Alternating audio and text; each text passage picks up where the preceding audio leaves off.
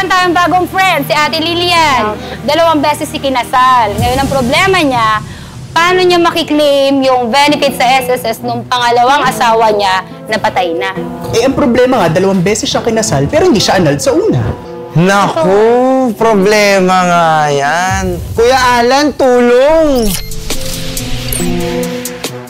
Good evening, Ate Lilia. Good evening po, Kuya Alan. Unique ang tanong mo. Kwento ka muna ng konti. Yumaon ang pangalawa mong asawa a few years ago, no? Opo. Ilan ang anak niyo po? Isa po. Isa. Opo. So, pumunta ka sa SSS. Opo. Noong una po, nag-file po ako ng burial, nakakuha naman po ako ng 20. So, nung second time na pumunta po ako ng SS, death claim naman po yung ni-claim ko. Marami po silang hiningin sa akin, requirements, pati mga notaryo. Ang dami ko pong nagastos dyan. Ang sabi po sa akin ng SS, dahil humingi po sila sa akin ng Senomar, doon po nakita yung record ko. Ang kinukuha ko, ang kiniklaim ko lang naman po, yung death claim ng asawa ko. Ang sabi po sa akin ng SS, invalid po daw yung kasal ko.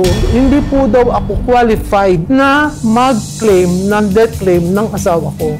Sabi ko doon sa SS, nakiusap po ako, baka naman po pwede yung anak ko. O sige, sabi niya sa akin, papuntahin mo dito yung anak mo. So nung pangalawang balik ko po doon, dahil ang tagal na po magti 3 years na. Nung pumunta po doon yung anak ko, ang sabi nung SS sa kanya, simula nung nag-file ang asawa ko ng mga beneficiary, may nilagay kasi po doon yung asawa ko na 3 tao. Sabi doon sa anak ko, so 100% na makukuha, maghahati-hati kayong 5. Umuwi na lang yung anak ko. Sabi niya, bakit ganun, mama? Bakit pati yung mga tao na hindi naman related dun sa sinasama ng SS? Kung basta nawalan ako kami ng pag-asa na makiklaim pa yun. Ngayon po, dahil sa nawawala na po ako ng pag-asa, marami na po akong tao na sinulatan, message. Nagbabakasakali po ako na ako'y mapansin. Papasalamat po ako, Kuya Alan, kasi kayo lang po yung pumansin sa akin.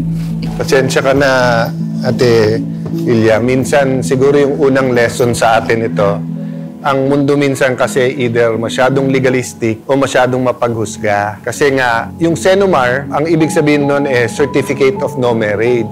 Ngayon, pagka yung beneficiary na, so siguro nung nakitang, may asawa ka ng iba, kasi nga, under the law, kung valid pa yung marriage mo sa una, kahit tunay kayong kinasal at tunay kayong nagtuturingan na asawa, madidisqualify ka dahil ang nakalagay kasi sa batas, ang beneficiary ay yung asawa under a valid marriage. Okay. Having said that, may mga kasunod yan.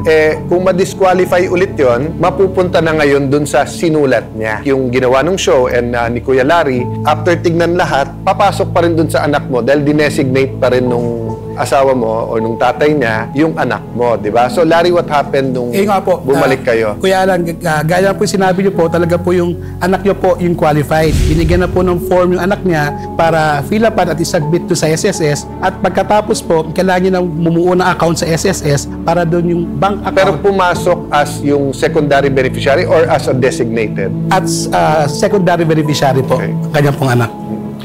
As I said, Ate Lilian, di ba, malaki gobyerno. I really am sorry nangyari sa inyo to at susulat pa rin tayo sa SSS na i-review lang nila, pakitignan, bakit nga nangyari? Kasi imbis na ilang taon na nyo nang papakinabangan yung iniwan at yung, katulad ng sinabi mo, no? Hindi naman to ayuda, hindi to dole out. Ito ay pinag-ipunan naman or contribution nung pinaghirapan, no? So, tutulong kami and sabi ko nga kung ano pa matutulong namin sa iyong pamilya, no? So, ulitin ko po nangyari kasi kay Ate Lilia, kung titignan mo kasi sa batas ng SSS, nakalagay doon kasi kung sino yung beneficiary. So, kahit ilagay mo ibang tao, pero may asawa ka, yung asawa mo ang beneficiary. Pero kung yung nilagay mo na asawa mo, may problema, let's say hindi kayo legal na kasal, or under this case kasi subsisting pa yung dati mong marriage, di ba? So under the law, hindi kayo kasal. So lilipat na yan. Anyway, Ate Lilian, no, babantayan natin tong kaso hanggang makuha nyo. Of course, bukas ang programang Cayetano in Action with Boy Abunda sa panig naman nung SSS, nung bakit nagkaganito. Tama. Maraming salamat, Kuya Alan. Ang dami namin natutunan. Yes, ang dami. Cayetano in Action! Cayetano in Action! Cayetano in Action! Cayetano in Action with Boy Abunda would like to thank Ensaymada from La Luna Cafe, come home to a delicious tradition. We're located at 103 ML Quezon Avenue, Hagonoy, Taguig. 7. Visit at B6, Bonifacio High Street, BGC, Taguig.